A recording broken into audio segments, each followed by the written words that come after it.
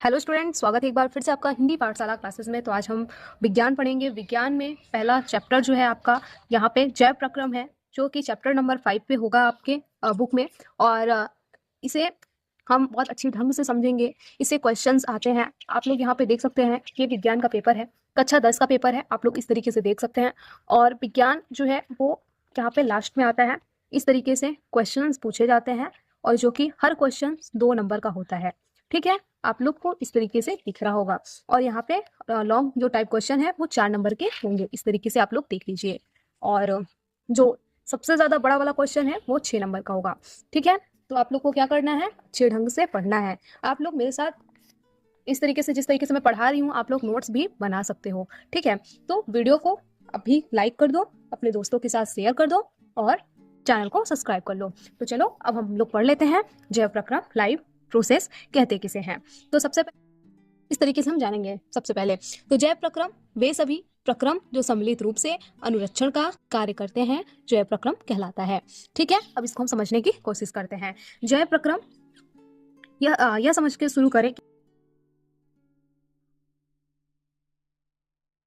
सभी प्रक्रिया हैं जो जीवन को बनाए रखती हैं। ठीक है, फिर से हम देख लेंगे। जैव प्रक्रम हम इस तरीके से समझ सकते हैं कि वे सभी प्रक्रिया है जो जीवन को बनाए रखती है। पोषण, श्वसन, परिवहन, उत्सर्जन, प्रजनन इत्यादि। अब हम बात कर लेते हैं पोषण की, न्यूट्रिशंस की। तो उसे भी आप लोग अच्छे तरीके से समझिएगा। जीवों द्वारा ग्रहण किए गए भोज्य पदार्थों तथा अन्य खाद्य पदार्थों का पाचन कर उससे ऊर्जा का अवशोषण करके इसका उपयोग शरीर की वृद्धि और विकास में करना पोषण कहलाता है। ठीक है, इसे हम दोबारा देख लेते हैं। जीवों द्वारा ग्रहण किए गए भोज्य पदार्थों तथा अन्य खाद्य पदार्थों का पाचन कर उससे ऊर्जा का अवशोषण करके उसका उपयोग शरीर की वृद्धि और विकास में करना पोषण कहलाता है। अब हम जान लेते हैं पोषण के प्रकार। ठीक है, तो पोषण के 2 प्रकार होते हैं। तो पोषण पहले तत्व हम देखते हैं, फिर उसके बाद पोषण के 2 प्रकार के बारे में हम बात कर लेते हैं। तो सबसे पहले पोषण तत्व में आते हैं आपके कार्बो, फिर दूसरा है फैट, फिर तीसरा है प्रोटीन, फिर चौथा है विटामिन और फिर 5वां है मिनरल्स, वाटर एंड मिनरल्स। ठीक है, इस तरीके से आप लोग देख सकते हैं। आप लोग को मैं दोबारा बोल रही हूँ, अगर आप लोग नोट्स नहीं बनाया है तो इस तरीके से नोट्स बनाते चलिएगा, काफी ज्यादा आपके लिए महत्वपूर्ण हो जाएगा। आप लोग इस नोट्स को ही पढ़ लोगे उठा के तो आप अच्छा मार्क्स लाने की फुल गारंटी मैं ले रही हूँ आपके। अब हम बात कर लेते हैं पोषण के प्रकार। पोषण 2 प्रकार के होते हैं। पहला है स्वपोषण, दूसरा है परपोषण। अब परपोषण में भी इसका है, तो परपोषण में को मृतोजीवी कहते हैं, फिर यहाँ पे प्राण संभोजी कहते हैं, फिर से परजीवी कहते हैं। ठीक है, आप लोग को आई होप इतना समझ में आया होगा। अब हम स्वपोषण किसे कहते हैं उसके बारे में डिस्कस करेंगे। तो चलिए देख लेते हैं इसको भी। तो यहाँ पे वह जैव प्रक्रम जिसमें जीव अपने भोजन का निर्माण स्वयं करते हैं वो स्वपोषण कहलाते हैं। यहाँ पे बताया गया है जो जीव अपना भोजन स्वयं निर्माण करते हैं वो क्या बोलते हैं, स्वपोषण कहलाते हैं। अब इसका हम उदाहरण देख लेते हैं। जैसे हम देख लेते हैं तो जैसे में आएगा हरे पादप तथा पेड़ पौधे प्रकाश संश्लेषण की प्रक्रिया द्वारा अपना भोजन स्वयं बनाते हैं। ठीक है, इतना आपको समझ में आया होगा। ठीक है, आगे हम बात कर लेते हैं परपोषण की। तो यहाँ पे परपोषण को हम इस तरीके से देखेंगे। तो परपोषण हमारा सेकंड वाला है। तो वह जैव प्रक्रम जिसमें जीव अपने भोजन का निर्माण स्वयं न करके दूसरे जीवों द्वारा निर्मित किए गए भोज्य पदार्थ से पोषण प्राप्त करते हैं, परपोषण कहलाते हैं। ठीक है, अब हम इसके 3 भागों में जो है डिवाइड किया गया है। 3 भागों में इसको डिवाइड किया गया है जिससे आप लोग को अच्छी तरीके से समझ में आए। तो यहाँ पे जीवों में परपोषण को 3 प्रकारों में बांटा गया है। पहला है प्राणी संभोजी पोषण। ठीक है, इस तरीके से आप लोग देख सकते हो। वह जैव प्रक्रम जिसमें जीव अपने भोजन को ठोस रूपों में ग्रहण करते हैं तथा उसका भक्षण करते हैं, प्राणी संभोजी पोषण कहलाते हैं। प्रायः सभी जीव इसी प्रकार के होते हैं। ठीक है, यहाँ पे हम फिर से समझने की कोशिश करेंगे। वे जैव प्रक्रम जिसमें जीव अपने भोजन को ठोस रूप में ग्रहण करते हैं, जैसे कि हम लोग पका के खाना खाते हैं। ठीक है, पका के खाना खाते हैं तो हम लोग प्राणी संभोजी पोषण में आते हैं। ठीक है, तो उदाहरण में हम देख लेंगे अमीबा और मनुष्य, अमीबा और मनुष्य इत्यादि हो सकते हैं। ठीक है, आगे हम देख लेते हैं आगे क्या है। आगे यहाँ पे मृतोजीवी पोषण, मृतोजीवी पोषण सेकंड वाला है। यहाँ पे आप लोग देख सकते हैं वे जैव प्रक्रम जिसमें जीव अपने भोजन की प्राप्ति के लिए दूसरे मृत जीवों के अवशेषों तथा उत्सर्जित पदार्थों पर निर्भर रहते हैं, वो मृतो परजीवी पोषण कहलाते हैं। ठीक है, अब इसका हम उदाहरण देख लेंगे। उदाहरण है अनेक जीवाणु, कवक, इष्ट इत्यादि। ठीक है, ये लोग क्या करते हैं, मृत परजीवी पोषण कहलाते हैं, पोषण ग्रहण करते हैं। अब हम थर्ड वाला बात करेंगे, तीसरा वाला। तो तीसरा वाला है परजीवी पोषण। ठीक है। परजीवी पोषण वो होता है वे जैव प्रक्रम जिसमें जीव अपने भोजन की प्राप्ति के लिए दूसरे जीवित जिनों पर निर्भर रहते हैं। ठीक है, वे अपने भोजन को जीवित जीवों ने बाहरी या आंतरिक भागों से प्राप्त करते हैं, परजीवी पोषण कहलाते हैं। ठीक है, अब इसका हम उदाहरण देख लेंगे। उदाहरण है जू, फीता, कृमि, जोक, मच्छर इत्यादि।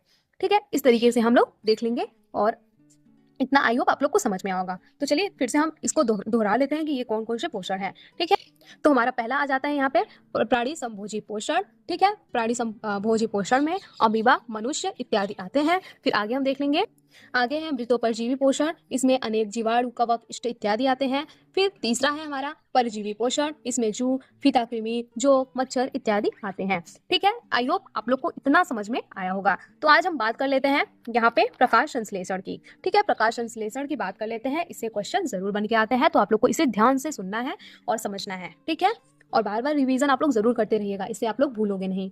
तो प्रकाश संश्लेषण एक जैव रासायनिक प्रक्रिया है, ठीक है, जिसके द्वारा हरे पादप तथा पेड़ पौधे सूर्य के प्रकाश, क्लोरोफिल, जल तथा CO2 की उपस्थिति में अपने भोजन का निर्माण करते हैं, प्रकाश संश्लेषण कहलाता है। ठीक है, फिर से हम दोहरा ले रहे हैं, प्रकाश संश्लेषण एक जैव रासायनिक प्रक्रिया है जिसके द्वारा हरे पादप तथा पेड़ पौधे सूर्य के प्रकाश, क्लोरोफिल, जल तथा CO2 की उपस्थिति में अपना भोजन का निर्माण करते हैं, वे प्रकाश संश्लेषण कहलाते हैं।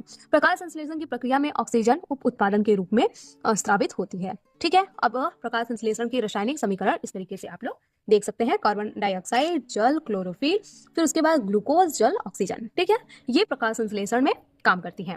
ठीक है, अब हम बात कर लेते हैं प्रकाश संश्लेषण के लिए आवश्यक कच्ची सामग्री। ठीक है, वो कौन कौन सी है? क्लोरोफिल, सबसे पहले क्लोरोफिल आता है।